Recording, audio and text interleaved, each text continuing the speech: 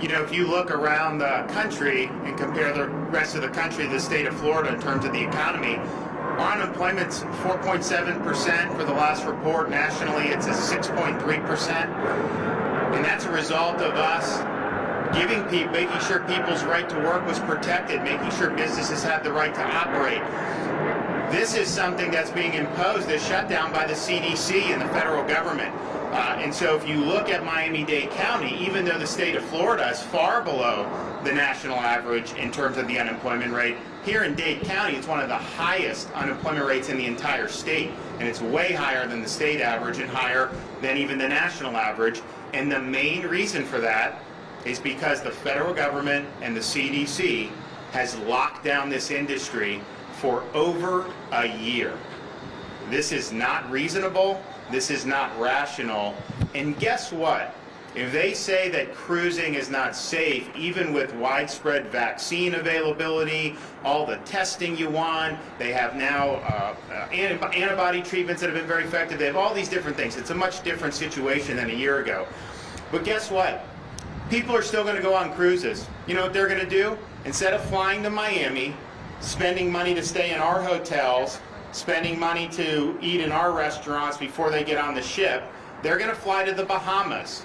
And they're going to get on the ships from the Bahamas, and they're going to spend the money in the Bahamas, and then they're going to do the same thing that they would have done. It just won't be helping the state of Florida, and it won't be helping our folks here who really depend on it. So how does that make any sense? It doesn't. It's irrational, and this is something that we don't believe can continue any longer. And so today, I'm happy to announce that on behalf of the tens of thousands of Floridians whose livelihood depends on the viability of an open cruise industry, today Florida's fighting back. We're filing a lawsuit against the federal government and the CDC demanding that our cruise ships be reopened immediately. This will be something that we believe we have every legal right to insist upon. We don't believe the federal government has the right to mothball a major industry for over a year based on very little evidence and very little data. And I think we have a good chance for success. But here's the thing. It's our responsibility to fight for our fellow Floridians. If they are in dire straits, and you heard Monica, the stories, it's not just about even dollars and cents. Obviously, people want a paycheck. They want to be able to control their own destiny and do things like that. But it's also about your livelihood, how you feel about yourself, how your mental health is doing, all these other things that are negatively affected when you have something like this happen where you're shut out. And the thing is, too, is not only are they shut out, there's really just no end in sight, because whatever they do next, it's probably going to be so cumbersome that the cruise lines aren't even going to be able to sail under some ridiculous order with having to do all these other things. So our view is people can make the decisions that they want to make. People are going to cruise one way or another. It's a question is, are we going to do it out of Florida, which is the #1 place to do it in the world, or are they going to be doing it out of the Bahamas or other locations? And so I think that the answer to that question should be obvious for Floridians. We want our folks to be able to go back to work. We want to be able to stand up for them and their families. And so today we're doing that. I'm very happy to be partnering with our Attorney General, Ashley Moody. We've been discussing this now for many weeks. We knew that we had to do something. We did have an event at Port Canaveral a couple weeks ago imploring the CDC to take action. They've not taken sufficient action, and so we believe that it is time for us to vindicate the state's rights and the rights of the state in court, and also vindicate the livelihoods of the tens of thousands of Floridians who depend on this industry. So the Attorney General is going to come up, give you a little bit more information on what we're doing today, but I couldn't be more proud to be working with her on this very, very important issue. And on behalf of everyone you see standing back here, everyone else in the community, particularly in Miami-Dade County, help is on the way here. We're going to keep at this until we finally get it open.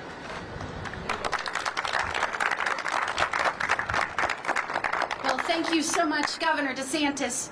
During his first weeks in office, he stood up and announced to the people of the state of Florida that, in keeping with Alexander Hamilton's quote, Energy in the executive is the leading character of good government. And thank goodness we have a leader in our executive branch here in Florida that not only understands that, not only pledged to do that on behalf of Floridians, but during the last 2 years, and especially during the last year, has demonstrated that he will put forth the energy and engagement with Floridians and its businesses to determine what is needed, even during our most critical times. And today's announcement demonstrates how that leads to good government. We are not going to sit back while an administrative agency decides to shut down an entire industry. 60% of the nation's cruises come out of Florida. Almost $8 billion is injected into Florida's economy because of this thriving industry. And what we heard yesterday was announcements that cruises are again delaying and canceling because of this administration. Because this administration is not willing to engage in the details, address the evolving, now relevant, updated medical, scientific data, evaluate how vaccines are affecting the health of our communities and our abilities to cruise safely. They are not willing to revamp and consider lifting these no-sail orders and allowing us to resume this thriving industry with reasonable health protocols. And why is it important for the administration to do that, to do their jobs? Because we have people floundering, like you heard, here in Florida. We are losing tax revenue. People's lives are on the line. They are desperate to return to work. And we will not sit back in Florida while the freedom of people's lives and their businesses are at stake.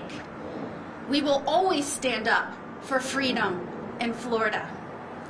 We, as an executive branch, will always engage. We will always pay attention to the details. I witnessed firsthand this governor sit down with people affected over the last few months by the shutdown of this industry.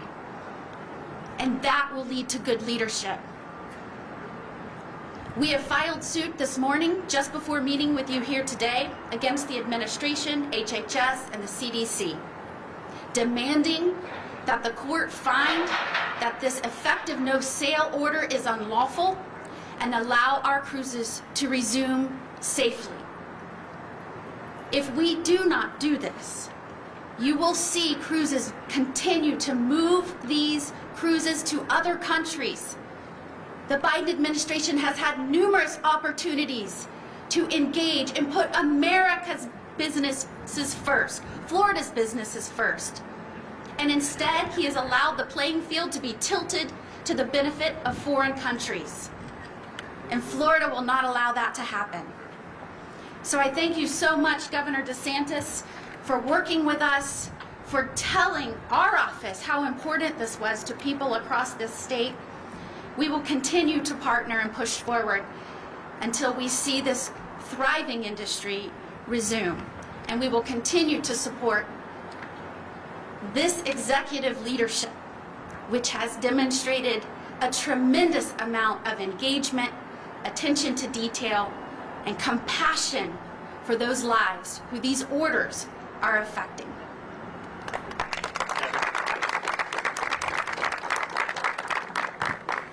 Thank you, Attorney General. Again, thank you, Governor, for your leadership, especially here in the transportation industry. You know, because of your leadership, Florida has continued to make key investments in our transportation system and kept our state moving.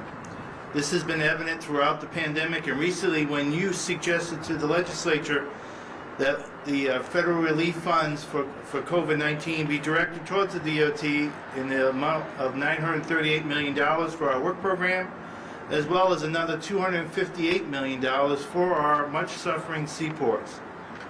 But unlike Florida, some have forgotten the most important element to a successful transportation system: the people and their families.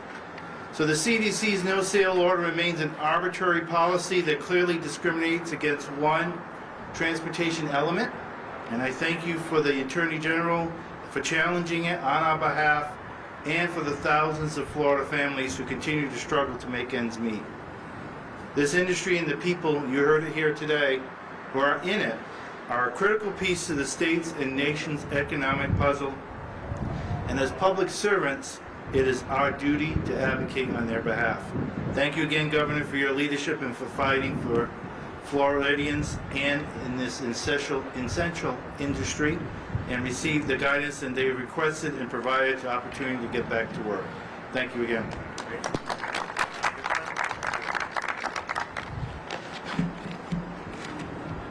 Hello, my name is Carlos Jimenez, and I am the congressman who represents Florida Congressional District number 26. Used to be the mayor here, and I know that the issue of the port very well.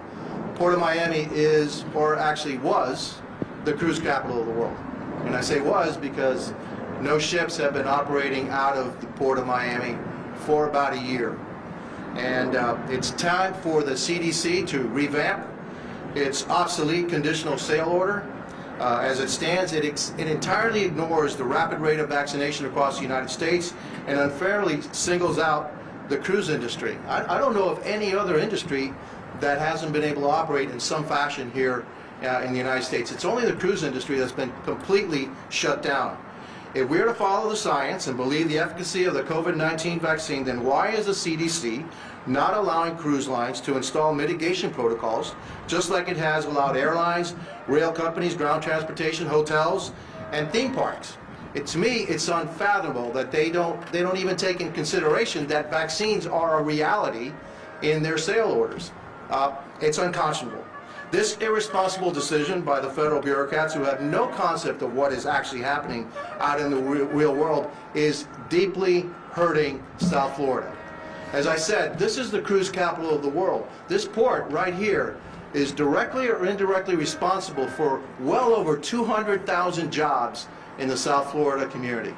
200,000 jobs and billions of dollars in economic impact. The unwillingness of the CDC to adapt its guidelines to the ever-changing nature of the country's pandemic response unrelentlessly destroys an industry, again, that generates hundreds of thousands of jobs and billions of dollars in economic impact. The conditional sale order has a ripple effect across Florida's economy, and especially Miami-Dade. Aside from killing the cruise line industry, it hurts folks who work on cruise ship maintenance.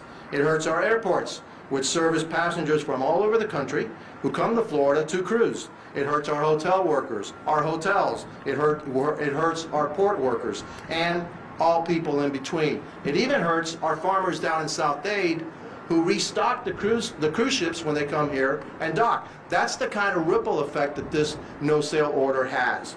Unfortunately for these hardworking Americans feeling the impact of the conditional sale order, these bureaucrats never have to face the reality of a prolonged furlough or have their job jeopardized by a pandemic. They've been working all along. I guarantee if that was their job on the line and had to handle the things that hardworking Americans have had to handle in the real world in the face of the pandemic, they would find the solution and rectify this immediately.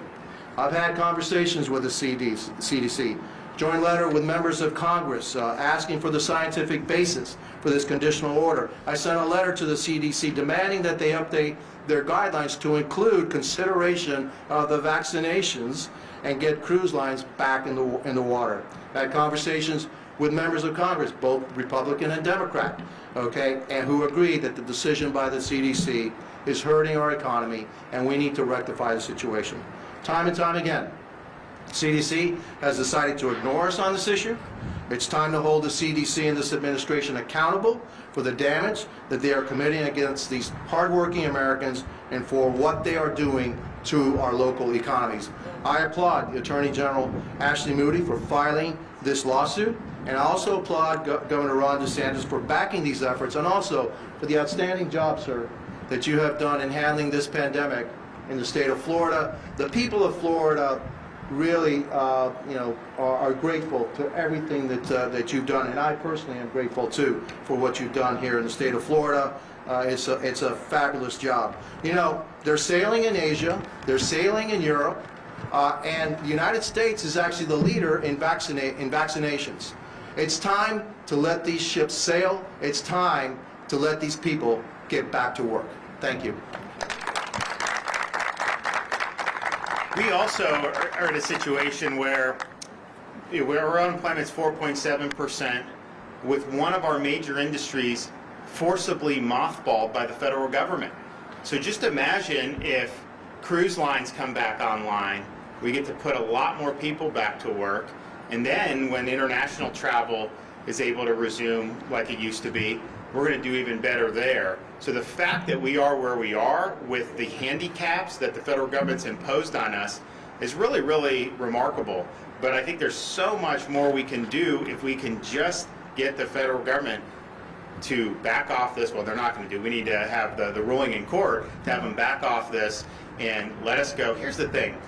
Our hospitality industry, and not just the cruise, anything, they have the biggest incentive of anyone to create a safe and healthy environment for people. If you don't do that, they're not going to want to come. That's why when we were getting the theme parks, the theme parks closed on their own, and after a few weeks I said, guys, we need to get you back. You know why? Because you have every incentive to want to make sure people have a safe and enjoyable trip, whether it's Disney World or any of these other places. It's the same thing with the cruise. They don't need a bureaucrat in CDC to demand that they do certain things. They're going to be able to understand what makes sense. They're going to need to do things that make sense because they need to create environments that are comfortable for those folks. But as the Congressman said, we're leading the world in vaccinations. You have this, and we're going to very soon, there's going to be major surpluses of this in the United States within the next few weeks. You watch. And so it will be available literally for everyone, regardless of age, regardless of occupation, all that, within a matter of weeks. And so if you're saying under that circumstance that you can't let the cruise line sail, then you're basically an anti-vaxxer. I mean, you're saying the vaccines don't work, I guess. Because if the vaccines work, then everything needs to be back to normal. And I think they are working, because you look at the seniors, we have much less likely to be hospitalized than before the vaccines. And so there's a lot of really good stuff going on with that. We're obviously now have 18 and up, 16 and up, depending on the vaccine. So that's out there. We have all this stuff available. All these other places have been cruising. It's worked. They've been able to do it well. But here's the thing. If you're worried about Americans and you think you should make the decisions for them, they're still going to cruise if they want to. They're just going to cruise off a different coast. So they'll cruise go to the Bahamas and cruise. They will spend their money, and it's just not going to be putting our friends in Florida back to work. How does that make any sense? So thank you, Attorney General Moody, for doing this. I wish we didn't have to do this. We started working with the Trump administration last summer to try to get this back on track. It resulted in that conditional sale order, which just wasn't up. I mean, it was not adequate. And then we weren't able to get it done before the administration left, and now we're trying to work with this current. But we need some movement here. We need to get going. So I think this is going to be, I think legally we're in the right here, because if you take the federal government's position, you're basically saying an unelected bureaucracy can simply mothball a massive industry that employs this I mean, it's not just who they employ, but there's all these second order effects, which tens of thousands of jobs, hundreds of thousands of jobs just in Florida. You can just mothball that indefinitely. I don't think that's the way our system of government is supposed to work. So I think we're going to win. Mr. Governor, quick question with respect to vaccine passports. We can resume cruising, but we have to have vaccine passports temporarily without even. We're not doing vaccine passports in Florida. It's not necessary. It causes a huge amount of problems, and I think you're seeing a big groundswell against these. I was the first one to come out. Look, Florida has to lead on all this stuff. I think we figured that out, but we led. Now all these other states are doing it. Some of the banning them. Some of the states that have gone in the direction of doing them, it's not working out very well, and people are very upset about it. You have a right to live your life in our society. You can go to a restaurant. You can get on a cruise ship. You can go to a movie theater without the company demanding that you show them your health information. It's just not necessary to do. And here's the way I view it is, if it's something that you're concerned about, make sure you get vaccinated. Great. Go get vaccinated. We're all for that. But it is a choice, and it's not something that I want to restrict people based on whether they've gotten the vaccine. Because there are some people that have recovered from COVID, who decide, maybe I'll get it some other time, but right now I recovered. I think you do have immunity. We don't know how long it lasts, but it certainly lasts at least a year. So there's all these different things. Then you have some folks that are a little more hesitant about it. Why would we then put an inhibition on them to do it? So yeah, we're not doing. In the federal government, in fairness to them, they have said they're not going to do a vaccine passport because there was talk of that. That's what prompted me to come out and say it's not happening in Florida. And then they backed off. They said, no, maybe the private sector will go in that direction, but we are not as the federal. And I think that's the right decision. I think they did that because I think they got a lot of backlash for it. But here's the thing. If you allow the private sector to do this, actually we're helping the private sector because I don't think most private businesses really want to get involved in here, so they even have to be pressured to do it. But also we have the COVID liability, so they shouldn't fear liability. This is something that people can make decisions about what they want to do, and I think that's the best way to do it. Give people information, give them access to vaccine, let them know that they can make these decisions for themselves, and I trust people will make good decisions for themselves. Yes, ma'am. Senator, given the concerns with some of the variants, particularly those that there are fears could reinfect those who have already recovered from COVID, would you support the businesses themselves, like some have already done, requiring vaccination in order to board their cruise ship for everyone? We're not doing vaccine passports. And here's the thing, the vaccines, look, I get there's different things. And I'm not saying there aren't variants. Obviously, they've identified variants from all this. But when they say that this is going to be like some really new thing, the fact is the vaccines have been effective against the variants. And I think that that's good. And we're letting people know that. But it doesn't change the calculation of a vaccine passport. And just think of it. What are the implications for this? And I'm somebody, we put seniors first. We always talked about that this was something that we needed to protect seniors from. But I also was someone from the very beginning, and I used to get criticized for it, say, if you're younger, you're at low risk. That's true. The data bears that out. There's some people that are just, we just had a corporate media ask us last week, why would the governor have put seniors first? What went into that for vaccination? Because they represent over 80% of the COVID mortality. Maybe that was why we did it. But the point is just this. You have radically different views, radically different risk profiles. So if you're younger, this is more influenza-like. If you're older, it's more risky than influenza.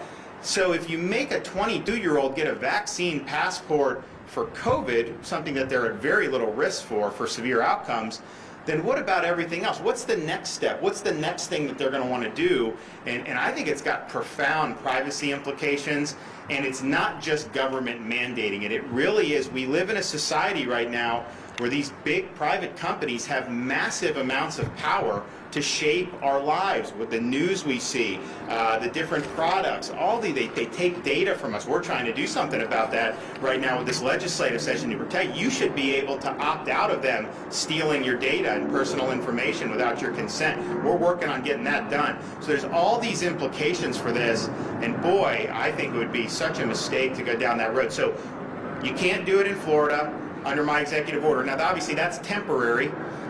The legislature, though, is going to basically codify that. I've been looking at some of the drafts they're working on, so I feel confident we'll do it. Texas will do it. Georgia will do it. South Carolina. Some other states will start doing it. So there'll be enough states that do it that you're not going to have any major company have to insist on it because it'll just hurt their business too much. Mr. Governor, what if a cruise line wants to do it? Would you object to that? We would object to it, and here's why. Because, so just think about you want to go to a ball game, and they say you have to show proof of vaccine to go. Well, what if you have a reason for why you didn't get vaccinated, okay? You then can't participate in society like everybody else? These are basically public accommodations, and to have different classes of citizens based on vaccine status, I think is a big, big mistake. And as I mentioned, if someone recovered from COVID last week, they would be advised right now not to get the vaccine. That's just the risk. You want to wait a little bit, or certainly if you're not advised, it would be sensible not to because you do have infection-controlled immunity. So that's just the reality. So I don't want to create different classes of citizens for this. I think that it would be something that we would rue the day. And here's what we've learned on this: you give an inch, there's people that want to take a mile. They want to take your freedom. They want to be able to exercise power. Remember, last year, a little over last year, it was in March of last year, 15 days to slow the spread.